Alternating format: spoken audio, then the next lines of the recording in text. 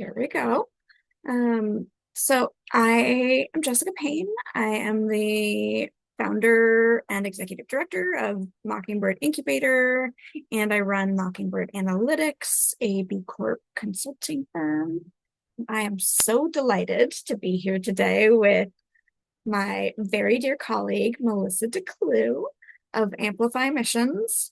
Melissa is a brilliant strategist, and we met earlier this year and clicked immediately over all things like kids and nonprofit fundraising. And I'm so, so grateful to be here right now with her so that we can all learn from her about end of year campaigns and donor stewardship and like all the things that we need to do for Q4, the end of the year, which is, I mean, I can't believe how far we are into that already.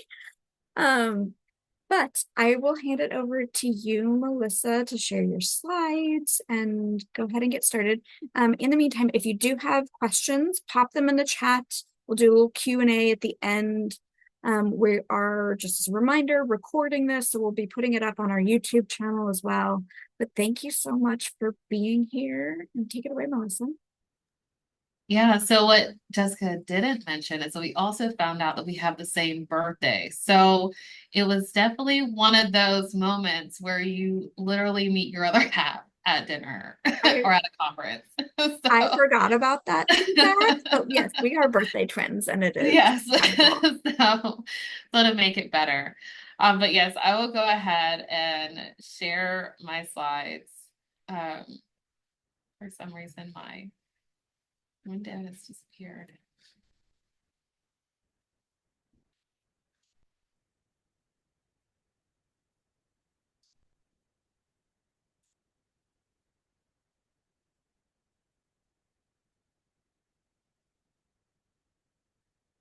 Right. Well, we will. All right. So this is integrating year-round engagement into your Giving Tuesday by yours truly, Melissa DeClue.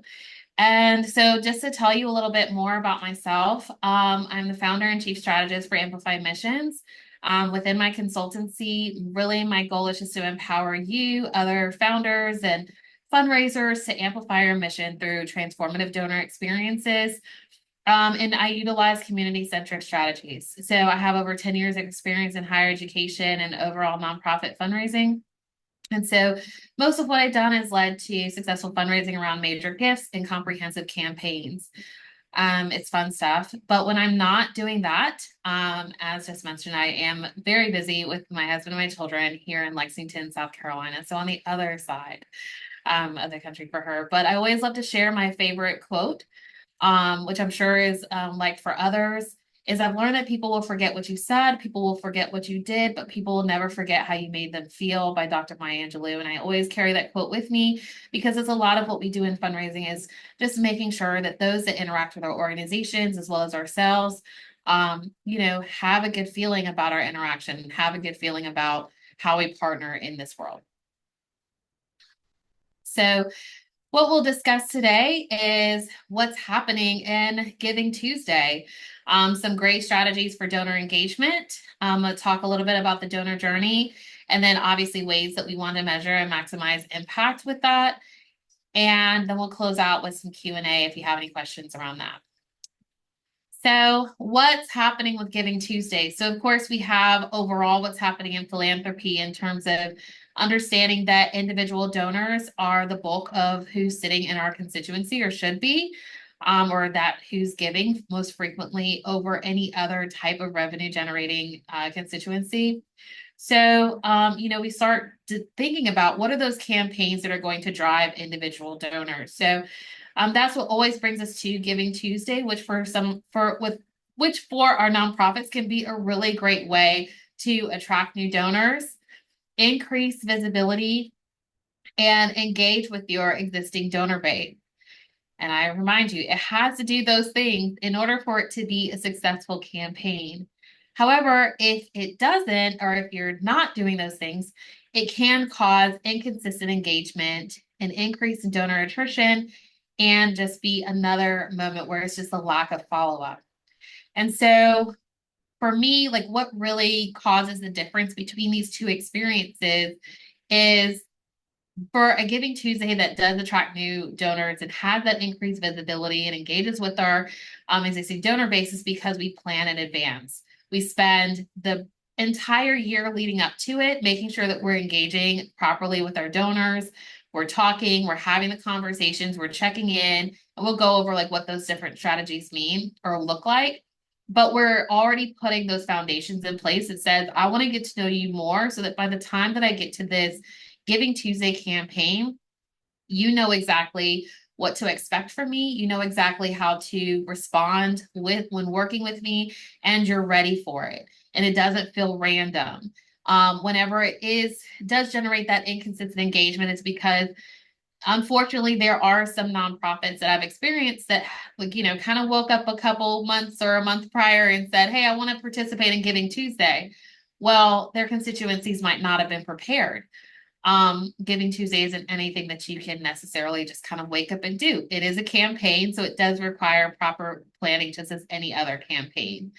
And then additionally, if you haven't been necessarily keeping up with your database, making sure it's cleaned frequently, or just understanding who is in your database. It can lead to your donors falling off because they're like, whoa, this is random. I don't know what to do with this. Um, or then the other, which is, you do this great Giving Tuesday and you're like, oh yeah, like we planned and we showed up, but then you had nothing after that. And so then, you kind of burn the fire at the end. Um, so how do we kind of push ourselves into a different realm? We go from thinking, so for me and Amplify Missions, we're like, think beyond the transaction. So we push this model that instead of being very campaign centric or donor centric per se, is you're like focusing primarily over the goal, over your community of advocates. So you're no longer kind of thinking about what everybody wants or what everybody needs. You're like, okay, I'm going to do this Giving Tuesday. I want to do this campaign. My board says we're going to set this goal of $50,000 or $10,000. And so we're going to raise this money and we're going to get this gift and have this revenue. Well, what you've forgotten about is everybody who has to make that happen. So when we shift from being more campaign centric to more community centric, then we're thinking, okay, how do we now, instead of just thinking goals, and not that goals are bad, but how do we make sure that we incorporate a goal that involves like prioritizing the needs, the interests, and motivations of the community of donors that we have, the beneficiaries that will receive these awesome gifts, the stakeholders and the individual donors and supporters that are all involved in making this campaign possible, or making this program or this organization possible. So it's really thinking about, okay, what is it that we can do throughout the year? How can we stay connected? How do we partner with you? How is this more of an opportunity for us to build on our relationship versus how is this like another campaign that we can just slap on the calendar?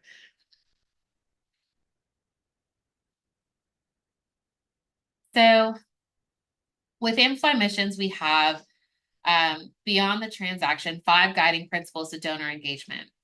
So with donor relations and stewardship, we have these ideas that, if we do these things, and we have different pillars, and there's all sorts of ideas out there. But for the most part, this is what they're pretty much saying. That if from a transactional standpoint, we can always have an opportunity for someone to make a gift if we engage and we talk to people in the best way, or make sure that we always have opportunities to build a relationship with them. So I know the IRS, so we start from the very beginning. We know the IRS will say, oh, you only need to do, you only need to receipt gifts if they're like $75 or $150 and things as such. We're saying in this principle that receipt every gift. Always provide a brief message of gratitude and gift information. That is a receipt. It provides their transactional data that's required for the IRS or for them to file their taxes. And That's what we want to provide, but we add a little nice little sense of gratitude that's centered around being thankful for the gift in general, by placing that little message in there that says thank you. I'm very specific about that. And so that continues to push us into a thank you. So with that thank you, we're saying, thank you. That we don't necessarily have to do in a form letter, or any other version or like an email. Those are opportunities for a handwritten note, or any of those other versions out there. There's like Postable and all of these other services that write thank you letters for you. Um, but honestly, if it's a heartfelt message, it can be very meaningful. And then also being able to incorporate video, or even doing a stewardship visit is a really great way to say thank you. And these are things that, we're working on before the campaign. So, and then things that you can do afterwards. So these are things that we know that in some point they might have given or started or initiated a relationship with us. And we're trying to figure out, okay, how can we start this relationship off in a really great way? So from the thank you, we're able to move into access. So thinking about, are we providing consistent updates of the organization? And consistent updates doesn't have to necessarily be a newsletter, but there are so many other ways to just say, hey, we have this going on, or we have this event, or we have, um, we just want to make sure that you always know what's going on. And then leading us into impact. So making sure that you're telling your advocates annually, and that's where we talk about your impact reporting, how they made a collective impact at your organization. So even after you close out your Giving Tuesday, I hope you already have in your wheelhouse this plan in general of, okay, after we finish off this Giving Tuesday, we have an impact report that needs to be ready to go, or even the shell of one ready to go that says, hey, thank you for participating in our Giving Tuesday. Thank you for being part of our organization. This is how you made a collective impact in or for our organization. And this is the difference you've made. And that's a way to just make sure you share that impact. It gets people ready for what is to come in a relationship with you if they're a new donor, or to just make sure that the people who have been engaged with you continue to stay excited about you and your organization. And then we always want to have invite and provide an opportunities for your supporters to get involved. And so this is really great because it's a way to think about inviting outside of an event. You can always invite people to volunteer. You can, if you have something going on that's programmatic, just inviting people, if it's an individual or even like site visits from funders, it's always great to invite them as well, to be able to say, hey, come along, see what we're doing, and let's, check out our program. So you'll see a little heart hands wrapped up around there, because we've seen and we've experienced where all of these become opportunities for someone to make a gift. Someone calls in and they're like, hey, or like I say call in, but somebody emails you or calls and they're like, hey, like I was just wondering the status of my giving. This then becomes an opportunity for you to say, hey, well, we have this impact report that's ready to go. Here, let me share it with you. And that becomes an opportunity. I've seen it where a donor was like, oh man, I was waiting for this to happen. I was waiting for this moment. And then they were able to say, okay, yeah, well, let me fill the gap with this. Let me fill the gap with this. And immediately started igniting their gift again, their giving again that they had let settle for about 3 years. So these are all opportunities to kind of bring people back into the loop if you feel like they might have been forgotten, or if you've had transitions in your staff. But it's always just a great way to say, okay, yeah, we had a campaign, or yeah, we've been running with our organization, but foundationally, these are things that we're always going to do. And we're always going to provide to keep our relationships moving. So how do we even identify putting this all together, and even going a step further and kind of segmenting everybody out to know exactly how we can talk to these different people? So we have to build the relationship. So in order to do that, we have to conduct some sort of informative research. So we have to make sure that we're thinking, how are our donors interacting? So leading up to your Giving Tuesday, you need to know which channels your donors are interacting with your organization. even identifying if you've done any surveys, or even if you decide to do a survey afterwards, being able to identify behaviors. What do they really want? What is the information that you provide that actually resonates with them? What programs lie within your organization that people actually want to interact with and engage in? And then also being able to do some collaborative research. So if you have a team and you have others around you, and this is where you can kind of take the time to understand, where do they spend their time? And by where do they spend their time is like, at one point I was working with healthcare, and we had to understand that, okay, our intern doctors, or doctors that were working on like I'm trying to like, I'm at a loss for words, but when doctors are working on their residency, there we go. When doctors are working on their residency, we learn, oh, their time commitments are different. So what are the best ways that we can best engage with our resident doctors in terms of inviting them into an opportunity? And what's the best time? What's the best date? When can we really maximize our time together so that we can start engaging them for a separate campaign? So it's really starting to think about those moments and really having some additional consideration as to who your community is.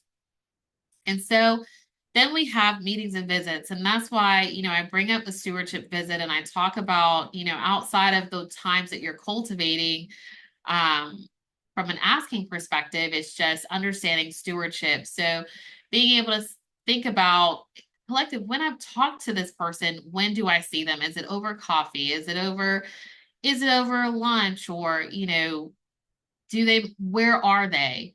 Being able to see what they're doing through social media channels.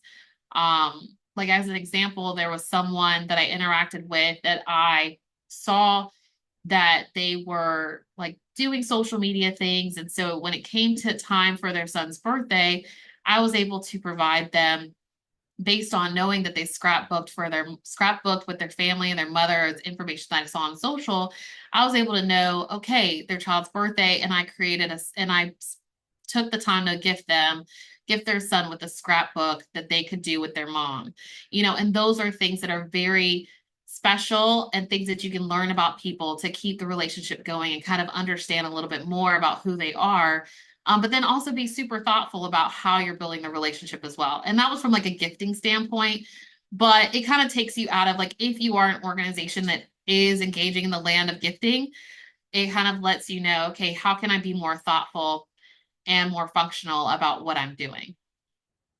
And then also making sure that it's always part of your strategic organizational goal, and asking yourself, why do I need or want this relationship? And this is always a hard one, because I have so many organizations that are like, but we need the money. And I get it, and I understand it, but sometimes when you're thinking about whether or not, all the other areas of ethics and things that are happening in this world, you really have to make sure that you are taking that additional step to say, why do I need or want this relationship? Why do I need or want this money? Is it going to actually be healthy for my organization? Is it going to be healthy for me? And it's okay to have that moment where you say, okay, yeah, you know what? This isn't going to work. So if you have any questions, I do advise continue to like drop them in the chat if you have any. That one's always one that's like, wait, but what do I do then? So, but anyways, to further keep going and continue to find things out for you, that's how we kind of define the journey. So now we can kind of think about, okay, someone has, and this is an example, but somebody has an introduction to a relationship with you as an organization.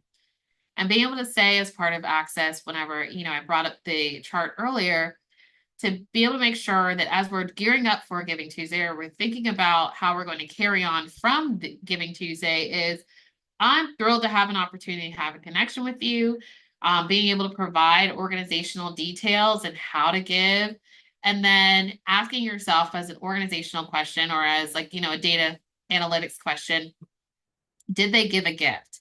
And obviously from data being able to answer yes or no, but having a system or a workflow that says, okay, yes, they made a gift. So make sure that your receipt or even your acknowledgement has something along the lines that says, like, thank you for making your first gift with X. So starting that behavior of acknowledging them exactly where they are. So even if it's not their first gift, it's thank you for your continued support, or thank you for, or welcome back. If they are a donor that gave 2 years ago, their laps or live bunch, side bunch, or last year, but unfortunately not this year, your some year, but unfortunately not this year, people to be able to say thank you or welcome back. We're so glad you're here. Let me tell you more about our mission and what we're up to. Um, but even if they didn't give, then this is where people kind of trip up a little bit because we like to forget about the people who don't make a gift. And I'm saying, no, don't forget about the people who haven't made a gift. Let's keep the story going. Let's keep talking and let's keep updating and let's keep sharing and let's keep being thankful. Because even if they didn't make a gift or, and they didn't unsubscribe, keep telling a story. Recently our organization, and this is an example, recently our organization received word from somebody who needed our services. When you support X, we're able to do this. And just keep telling that story. And so as you go through, you can say, thank you. Thank you for being part of our organization and share a story. And that's being for both yeses and nos. Thank you for being part of our organization. And starting with gratitude is sometimes something that we're like, whoa, that is a different flip from just only saying thank you to those that made a gift, but also considering, okay, I can say thank you to somebody who hasn't made a gift. So going down, and then we're able to invite. So what's next? And thinking about ways that we can engage in volunteer opportunities and how we can encourage people to get involved in other areas. And then even move that through to events and tailored experiences. And I throw events in there because I know that some of us are still doing events. And there's also like chatter of people who just completely detest it. So either way, I put it in there because I still want you all to know that events can still be a great way to bring people into your organization. But if you don't want to do like a full-blown event, there's always tailored experiences. Like I think back early on in my career, I did some like surprise, I called it like a surprise donor ticket. And the purpose of the ticket was to take these donors and do something, think about what we offered as an organization and engage the donors in something that they actually might enjoy. So this particular donor I invited to, I knew that they liked theater. So the theater was putting on this play. And so I connected them, and this is based off survey. So this goes back to the survey piece. They said in their survey that they love theater. So when there was an opportunity for a theater, I brought them in and they were like, oh my gosh, like this is so exciting because they were able to see this was at a higher education. So they were able to see students in action and they hadn't been around that particular college in a long time. So after years of not giving, years of engaging in other ways, but never in a way that was impactful and meaningful to them, they were then able to turn around and make a significant plan gift to the college because here was this tailored experience that really thought about them and said, here's some access, here's another way for you to get involved that's something separate than what you've ever done before. So that's where Giving Tuesday also becomes an opportunity because it takes you from that one moment of like, maybe this is just the initial interaction and that initial opportunity that we have with this person, but it can always grow to something bigger. And so once we're working through that, we always know that eventually we need to share impact once again. And that's collectively to say, you're making a difference collectively and explaining how that happens and how we're all connected.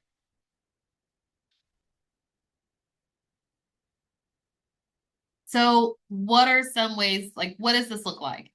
So after Giving Tuesday, some things that I think you should have kind of like in your back pocket ready to go if you don't already. Either way, you have about 30 to 40 days to do it. So, but no, A great way to do things. Really easy win. You can do this as like onboarding on your like MailChimp or whatever email service you use. A lot of them now have this workflow already created for you. You just have to update the content and drag and drop. But a very easy like new donor welcome series that just said the automate an automation of a workflow that says, hey, thank you for making a gift. Thank you for your first gift. We're so glad you're here. Next email, tell you about more about organization. Next email, these are ways that you can get involved. Next email, this is how we can stay connected, things like that. But I'd say like quarterly, so every 3 months, because we typically say from a touch point standpoint, every 3 months we should spend some time connecting with people who've made a gift.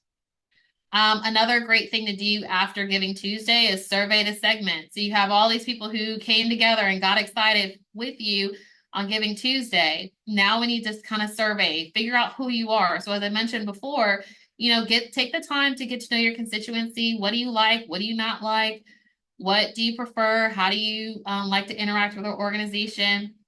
Just kind of understanding who they are so then you don't look kind of off kilter when you ever address somebody the wrong way, or you don't involve them in the things that they're most passionate about when it comes to your organization. And then after Giving Tuesday, another thing is recognizing frequency or milestones. So as I said, like when somebody makes their first gift, or when somebody has reached like 5 years of giving at your organization, or 10 years, or if you're a long-winded organization, you've been around for years and years, to say like, oh man, like you've been giving or supporting our organization for 30 plus years. That's a big deal. And thinking about loyalty over the actual money or money transaction itself. And then also making sure that you kind of think about some ways to adopt some creative tools to connect and share. So we have, now we have Canva. So you can record videos alongside a presentation. And Canva, I think, is like reduced cost, if not free, for nonprofits. You have like Loom where you can record videos. You have all these different tools. I think one donor I did one time, I sent her a video. I literally was on a farm and did a thank you video on a farm with my phone and like sent a text of the iMovie, edited on my phone and sent the text. And it was like the most moving thing for her. So you have to know, like, whatever tools you have, most likely people are just fine. It's always the content and how connected donors feel afterwards.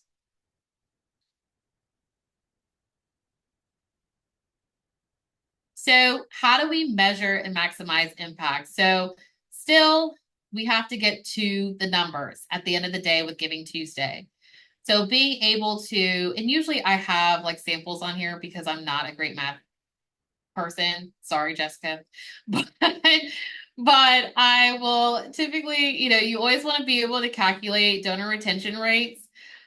Taking your like this year divided by last year times by 100. So you have your donor retention rate, which right now I think the going is about 40 to 50% is like a healthy donor retention rate. But I believe nationally we're not all the way there, but I definitely think we can still get there. And with organizations, just make sure you are evaluating that. And then another one that we're starting to kind of gear up and pay attention to a little bit more is calculating donor lifetime value. It's a little bit more complicated or a little bit more data driven, but it also generates the amount, and I can share this out later, but it also generates the amount that tells you the overall giving the value of the donor that you might like. Can you kind of think about like losing if you lost your most loyal donor, like this is what it could do from a transaction standpoint where you're trying to calculate how many of something you need or a certain segment you need or how many you can't afford to lose or what it can do if you're trying to like justify a project or anything like that or a specific engagement opportunity. But either way, these calculations, the result is strategic decision making. So from either of these calculations, and in addition to, I didn't put it on here, but ROI, your return on investment, your return on your direct appeals, being able to understand what that response rate was of like 10 to 15% or 20%. Being able to understand that helps you really think through some more strategic decision making Make sure it does create your organization to have a greater focus on donor retention, because that is very important for you to know, okay, whatever appeal that I did and the stewardship that I did afterwards, did it actually retain my donor? And being able to have that or to think about that metric at the end of the year or at the end of the fiscal year. And evaluating all of your campaigns collectively, or even if it's Giving Tuesday, because I do have some organizations that kind of determine how they want to fashion their Giving Tuesday based off of the type of donors, or the type of segments, or even the amounts that they received throughout that time. And then creating that long-term sustainability. So making sure you're able to walk away from your Giving Tuesday with the tools to know, do we need to focus on monthly giving, or do we need to focus on individuals? Do we need to sponsor for our Giving Tuesday so that it can we can do it more of a matching gift style? Or do we need to focus more so from a peer-to-peer campaign standpoint? So these are the type of calculations that kind of help gear you towards making those more informed decisions. So just overall, just keep it going. These are just some quick ways if you're not already doing it. Some quick ways to just kind of shift your mindset really quick. So just making sure that over the next 30 days or even after your Giving Tuesday, to provide consistent messaging across all platforms. So whatever you're gearing up for or doing, or make sure you have that plan in place that gets that messaging consistent. Make sure you have an easy way for people to give online in responses to your messages. Be sure that site includes where they can send a check. So for those that have different behaviors and how they give, so being omni-channel in that approach. But then also making sure that leading up to and afterwards, you're connecting with your advocates frequently to either confirm a receipt of their Giving Tuesday appeal, or even if it was just hearing from you, or just even if they didn't make a gift, just make sure you connect.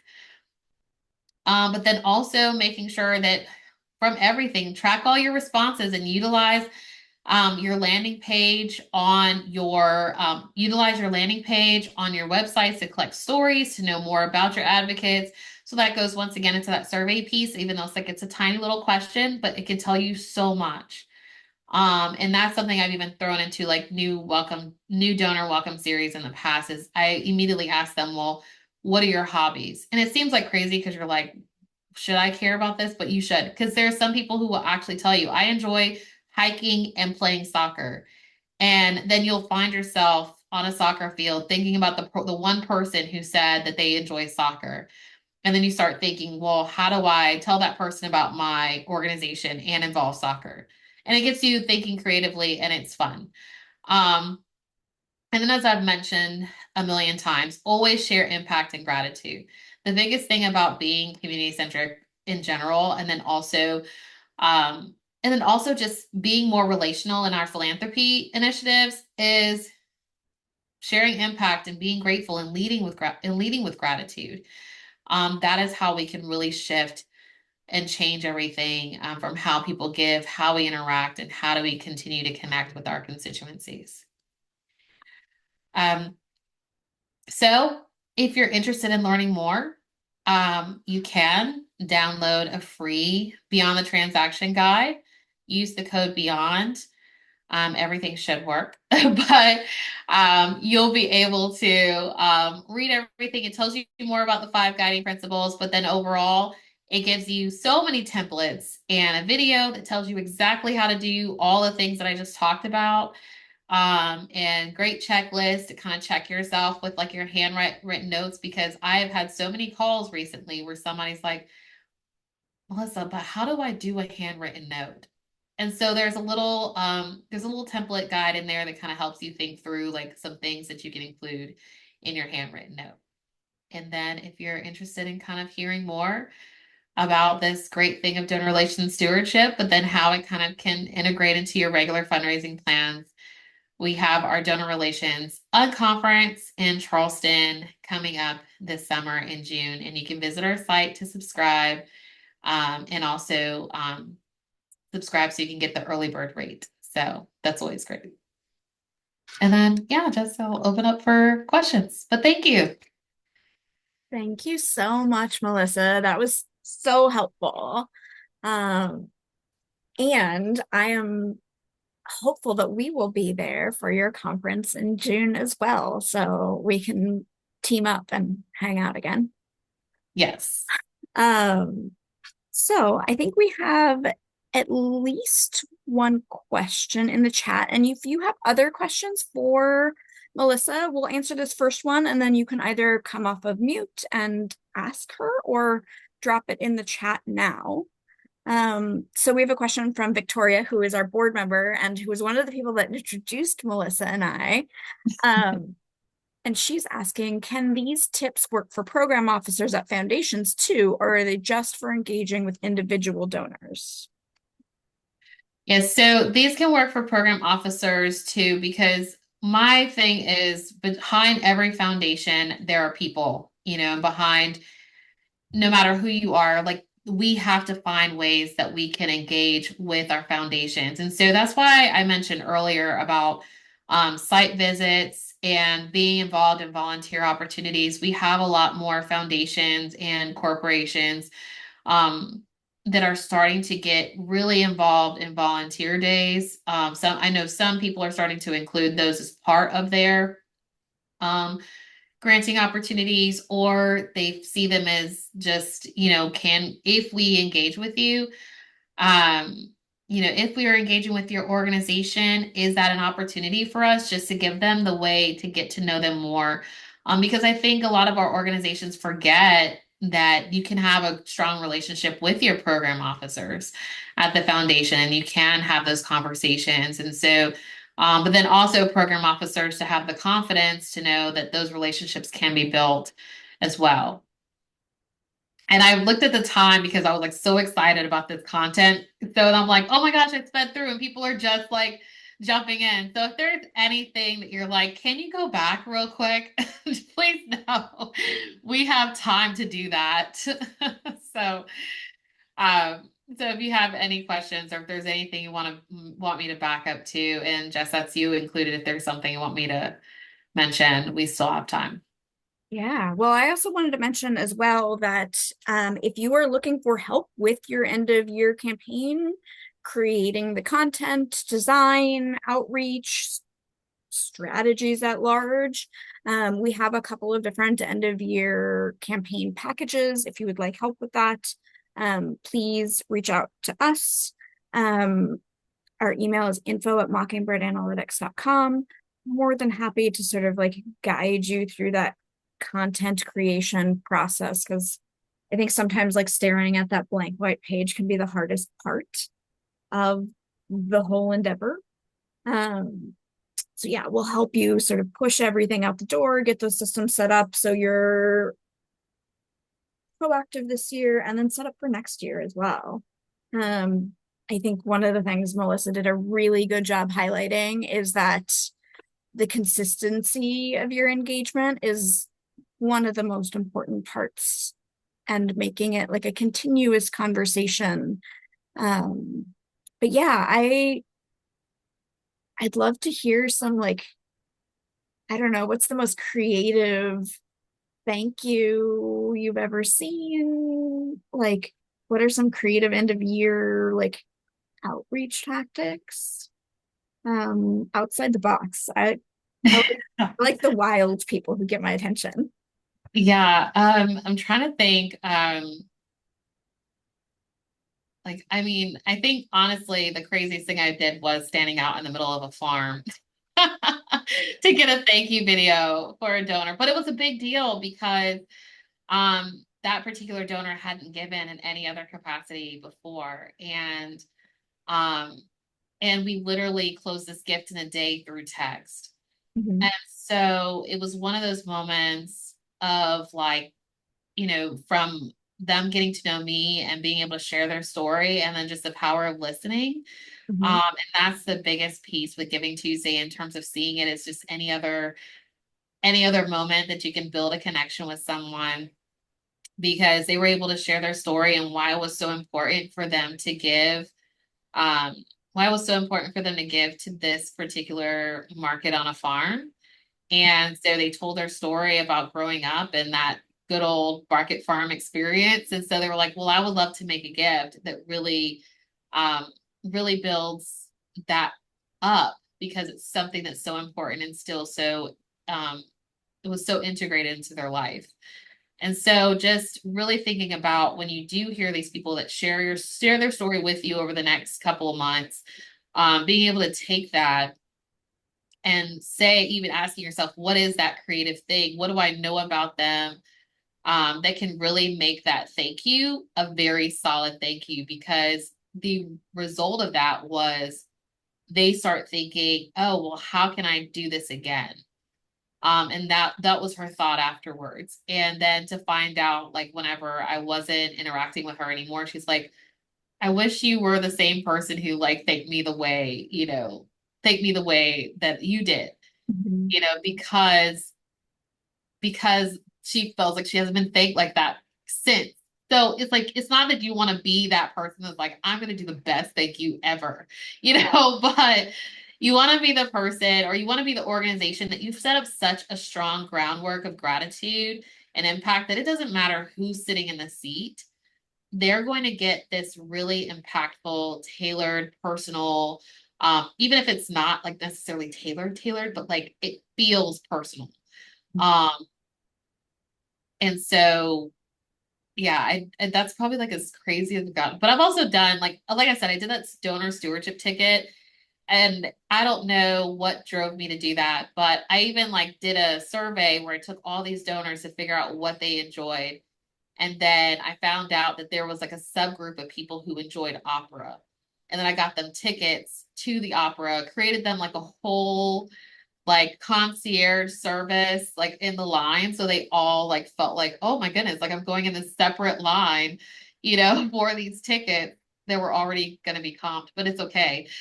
Um, but it was just a great way. I mean, it was just a difference, what difference it made to not be in that general public line, but shifting to being in like, now I'm in the concierge line. And so, they were excited about that experience. And so it did lead to some impactful giving there because they were like, oh my gosh, I had no idea that this existed at this particular organization. So now I want to make a difference here instead of this other place that I was giving, or find a way that I can support both. But now knowing that this is in my backyard, I can do it more. Yeah. Unless anybody else has follow-up questions, I have two more that Yeah. like burning questions in my brain. Um, so number one, like the happy question is, what is the best way? What if you like exceed your fundraising goals? How do we sort of like reset and continue that? What is like some good best practices around saying like we met our goal, but like we want you to keep fundraising and like make sure that like we exceed that. Yeah, like I said, it's always treating everything like a partnership. So being able to share that impact afterwards is saying like, because of you, we've exceeded our goal. And this is what you've done. But having that stewardship already in place or having that communication in place even afterwards, 3 months later, to just check in and say, like, just how are you doing? What's going on? What's working in your life? What's not working? How do because those conversations that keep going, I eventually will not even think about the fact that we exceeded the goal last year, so I don't need to give again next year. I'm always starting to think like, ooh, that's what I did last year, so how can I do this again? And Awesome. so as an organization, obviously you want to then like make sure that you're like putting these different strategies in place so that you can, upgrade a gift or any of those other things. But um for the most part, it's just really making sure that people know you don't have to keep harping on, the fact that you exceeded your goal every single month. Do it the first 30 days while it's fresh and everybody's thinking about it and everybody's excited. And then it just becomes about like the relationship building piece. Let's keep the conversation going. What other things are happening? Yeah. Okay, so my second question is we're in a sort of crazy political moment and like fundraising right now for nonprofits, like we've seen it be impacted. And our sort of pre-Giving Tuesday fundraising has been tougher this year because a lot of funds are being funneled to political campaigns. We're going to go into the last like 3 weeks of November, right after the political campaign. What should people be doing differently because that's going on, if anything? Yeah, so that's where check-in calls are really solid. Like if you have a great board and you can split it up from your board or split up throughout your staff, um, and even if it's not a check-in call or like it's just a check-in email that's just like, hey, like temperature check, like how are you doing?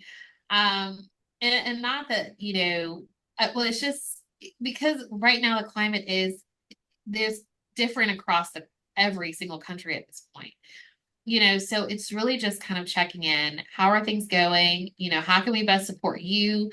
And sometimes even just doing that, people can rest a little bit. Because something we've learned in donor relations, in the land of donor relations stewardship, that sometimes when there's not an ask involved, like people really do let their guard down. They do relax and they're like, oh, like you're not coming to ask me for something. Okay, yeah, like let me tell you what's going on.